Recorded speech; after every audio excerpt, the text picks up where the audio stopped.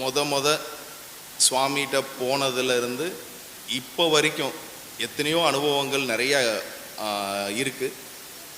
அது சில விஷயங்களை சொல்லவும் முடியலை, சில விஷயங்களை உங்கள் கூட பகிர்ந்துக்கிறதுல தப்பு இல்லைன்னு நினைக்கிறேன். நம்ம சுவாமியை இறுக்கி பிடிக்கிற ஒரே ஒரு நோக்கத்துக்காக, அடுத்த தலைமுறைகளுக்கு தெரியணுங்கிறதுக்காக இந்த விஷயங்களை உங்கள் கூட ஷேர் பண்ணுறேன். நம்ம சுவாமி காஞ்சன்காட்டிலிருந்து அவரோட குருவை பார்த்து அவர்கிட்ட இருந்து விடை பெற்று திருவண்ணாமலைக்கு வந்ததுக்கு பிறகு சுவாமிக்கு நிறைய இன்னல்கள் நடந்திருக்கு திருவண்ணாமலையில். ஏன்னா சுவாமிக்கு தமிழ் தெரியாது, ஹிந்தி மட்டும் தெரியும்.